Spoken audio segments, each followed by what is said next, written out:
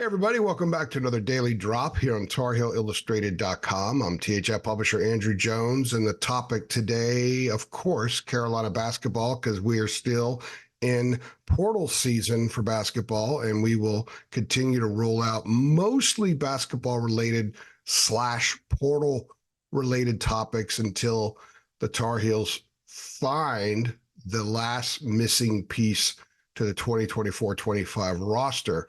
And we believe that there's a very strong chance that Carolina will find one more piece. Now, the pickings are a little slimmer right now than they were a week ago, 2 weeks ago, 3 weeks ago, but there are plenty of guys still out there that I think can help this basketball team make them better and fill some of their needs. All right. Now, I'm going to throw a question out there to you guys. This came up, someone on my staff brought this up, someone who actually likes the way these two teams play, certainly, especially one of them. The 5-out style that Alabama and Kentucky played. Alabama's played under Nate Oates all along, and Kentucky kind of shifted more to this style last year. Alabama led the nation in scoring. Kentucky was third or fourth. I'll get into some of that here in a second, but they are looking at the Carolina roster as is without adding anybody and saying, you know what? That would work with this group. Okay, so we talked about it. Why would it work? Well, most of Carolina's talent's on the perimeter. And even some of the big guys are comfortable stepping away. Jalen Washington is a good three-point shooter, and he's very comfortable taking them. Jalen Withers shot 41% his last year at Louisville, and he shot plenty of them. So you know he can shoot. Disregard the shot against Alabama. Throw that out of your memory. That has nothing to do moving forward with what I'm talking about. Zayden High is comfortable shooting that baseline corner three.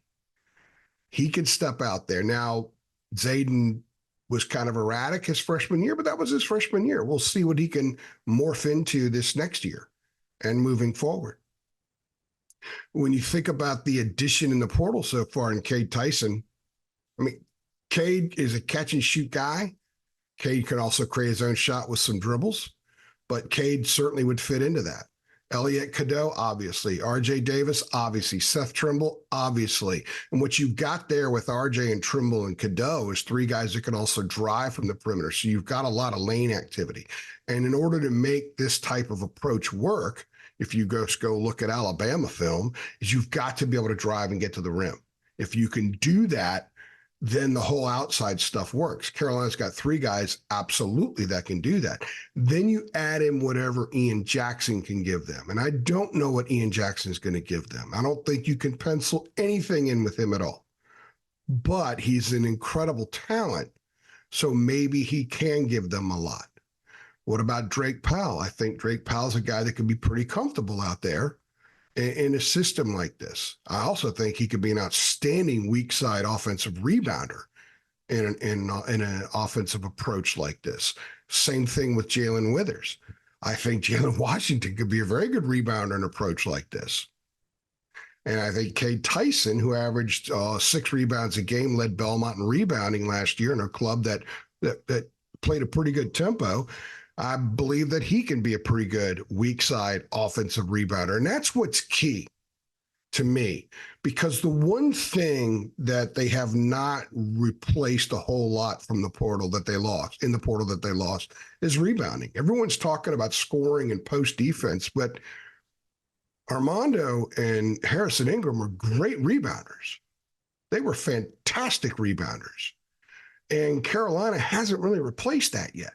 Now, I think that with more time, Jalen Withers can do a good job there. He averaged about almost 6 rebounds a game over the last 7 or 8 games of the season in his limited minutes. I do think Jalen Washington could be that, but we haven't seen it yet. Haven't seen it. They haven't been real good at rebounding from the guards. RJ's been pretty good in the past. He's had some high volume games. But you don't want to rely on that. You've got to be able to get it from the 3, 4, and 5. I think Tyson at the 3, he's an upgrade from Cormac Ryan from a rebounding standpoint, but they need rebounders. But if they're playing an offensive system like this, I think they have a lot of weak side long ball rebound type guys. Maybe not as much in the conventional approach that they had with Armando in the post. All right, a couple numbers. Kentucky last year kind of moved to this 5-out approach, averaged 89 points a game. Carolina, by the way, averaged 81.9. Kentucky was a pretty good team, had a tough stretch in the season, and the issue with Kentucky was defensively. The Wildcats were number 109 in adjusted defensive efficiency. Let's go to Alabama. 90.1 points a game, led the nation, but the Tide was number 111 in adjusted defensive efficiency. So that obviously begs the question, if you're a 5-out and you're an offensive scoring machine, are you giving up something on the interior? Are you giving up something defensively?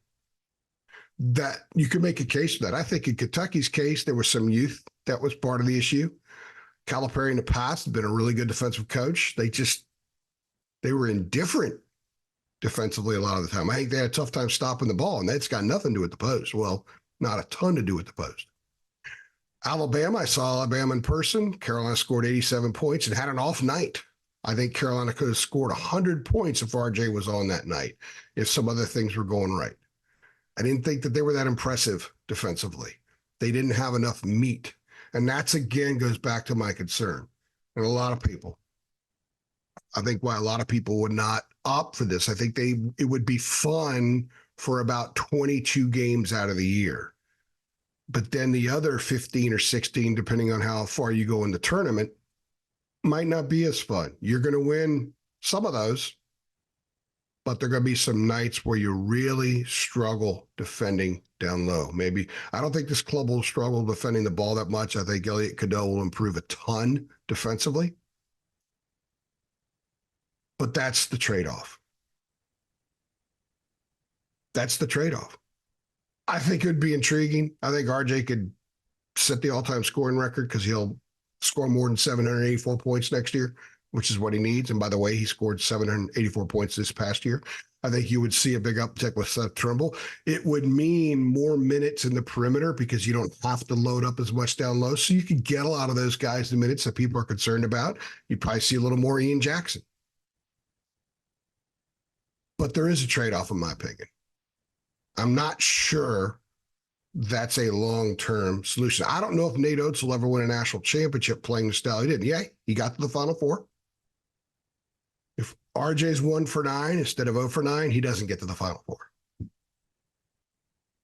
If Jalen Withers swings the ball and they use a little more clock, maybe he doesn't get to the Final Four.